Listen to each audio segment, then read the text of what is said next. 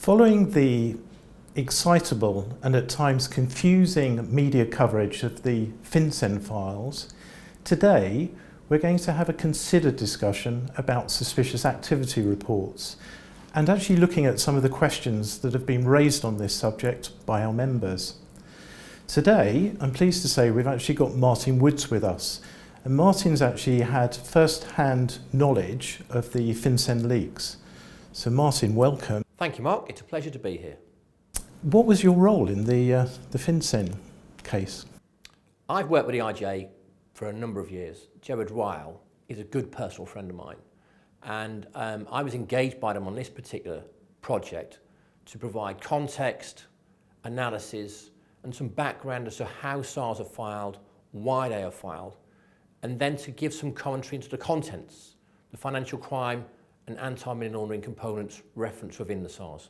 So in many ways, you're an ideal person to talk to get your views on some of the practical issues that our members are grappling with. And a number of these have really come to the fore since these leaks.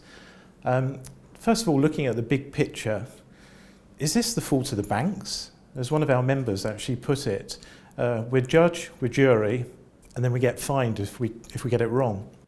I don't think we should be looking to apportion blame to any particular sector of the wider anti-money laundering regime. It's an opportunity for us all to improve. It was only last year David Lewis said, we're all doing badly and some are not doing as badly as others. So we should take the opportunity presented by the leaks, because the truth is now out there. The regime is failing at every level and in every department. We're seizing very little money, and the failures belong to all of us.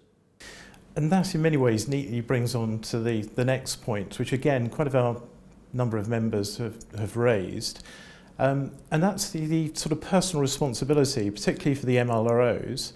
At times you could almost describe it as intimidating. What are your thoughts on that?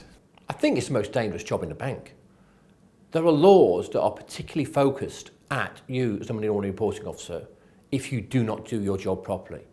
And there's very few people in the bank who have such laws focused upon them. You're also asked as a money laundering reporting officer to almost become a police officer, a detective, when you're investigating an internal suspicious activity report filed by a member of your staff. They're alleging a crime, they're alleging money laundering, and you have to investigate that. Now, if you determine not to file a suspicious activity report, somebody may later judge you upon that and accuse you of failing to disclose, which is a criminal offence. It's very challenging.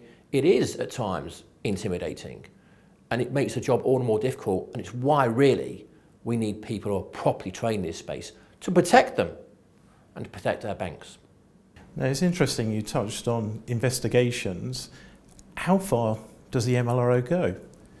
Well, they go to the point where they're suspicious for defining the SAR, because yes, for context, we're investigating unusual transactions sometimes, or somebody else's suspicion from a member of our staff, and we may determine, actually no, there's a logical explanation for that. Okay. But in the sequencing, and sequencing is important, once you're suspicious, in certain jurisdictions as well, at that point in time you have a very limited period of time to file. In the UK, it's as soon as reasonably practicable to do so. In America, it's within 3 days. So you're up against it, and that's why your wording of those assessments, that analysis, those investigations is very important. And initially use the word concerned. Try not to use the word suspicion until you actually are suspicious. I was going to say to you, I mean, you've seen literally thousands of SARs. Have you got any tips, practical tips to share with our members? Well, the FinCEN files say the cat's out of the bag, and I've always said that you should write a SAR with 5 readers in mind. The first being the authorities, be it FinCEN in America, the MCA in the UK. Your regulators may look at them to see, are you doing your job properly? Is your program working? Your supervisors, I think, are entitled to look at your SARs to check you're doing your job properly. And as we've seen in certain jurisdictions, particularly here in the UK, a judge might see the SAR, and ultimately the client might see the SARs. We've seen in cases here in the UK. Now the clients are seeing the SARs courtesy of the FinCEN files. And what about this difference between a concern and a suspicion? It's important because once you're suspicious and what you're writing down, it can trip you up. But beware of what suspicion is. Do clearly articulate your suspicion. Lack of awareness is not suspicion. I don't know precisely where my wife is right now, but I don't suspect her of anything. And these are important factors. So your wording, it's not just the way you write it, it's how you write it.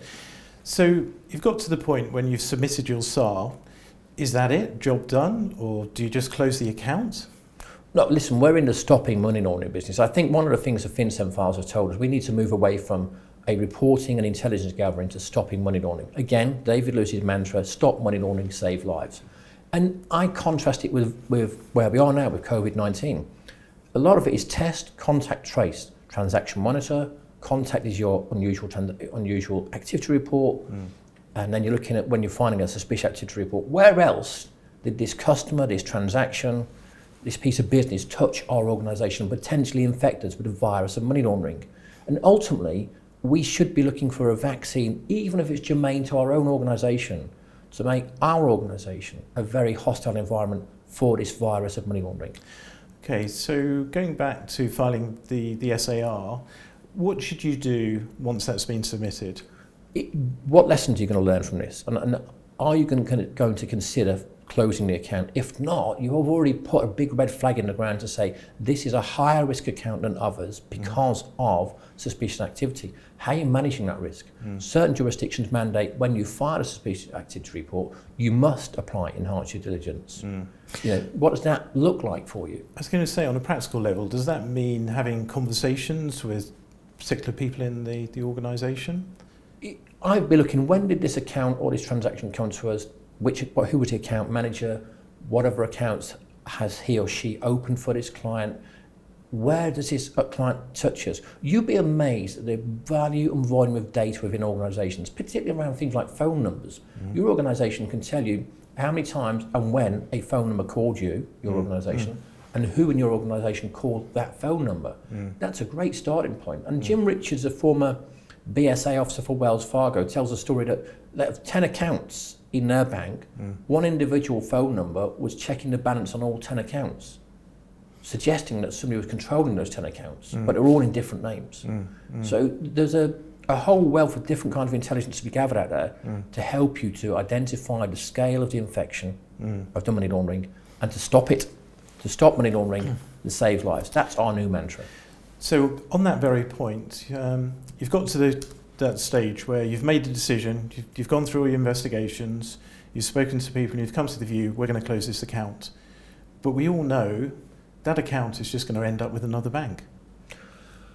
Your job is to protect your organisation. If it happens to go somewhere else, that's unfortunate, but it also does show us that we really need to accelerate this journey of intelligence sharing, not just within organisations and nationally, but internationally, if we're truly going to frustrate, disrupt, dismantle, and ultimately imprison the money launderers. So the next subject, training. Clearly it's important, both for the compliance community, but also for the first line as well. Any thoughts on that side? Well, think about it with a police officer. They actually undertake specialist courses. In the UK, they're called accredited financial investigators. And yet the nominated officer, the money laundering reporting officer, the BSA officer, what training do they have to become this internal detective to make these decisions? And in their absence, who's doing it? Because the SARs aren't going to wait, the unusual transactions aren't going to wait whilst you're on holiday or vacation. So where's your cover? And are your staff in a volume business consistently trained to the same standards? Something that we should be thinking about is, can AI file a SAR? I don't believe it can, because I think it's got to be an individual accountable person who's going to file that SAR. But these are the realms we're going into. Training, though, is so important. If they're properly trained, they make the right decisions to get the right outcomes. Well, as you can imagine, at ICA, it's very close to our heart. So to conclude on a positive note, can you say something positive about SARs? Absolutely. I mean, I wrote a piece recently for your sister organisation, Compliance Week, about how a SAR by a bank in the UK saved lives. It stopped $500 million being stolen from a country. For a health budget in a poor African country, that will save lots of lives. And we don't know, people in the regulated sector, of just what the impact is at times with these SARs. However, it's the assessment, it's the culmination of our efforts across our wider AML programme. It's where our program bears fruit.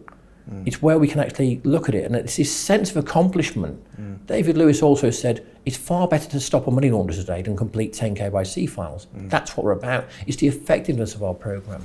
And you can feel good about yourself when suddenly your program reveals a customer or a transaction that is unusual, is potentially suspicious, and you may well close the account and feel good about yourselves. Yes, they may go somewhere else, but you gave them a bad day at the office today. They were frustrated. And as you say, what a great way to finish. SARs can save lives. Indeed. Thank you, Martin. Thank you very much.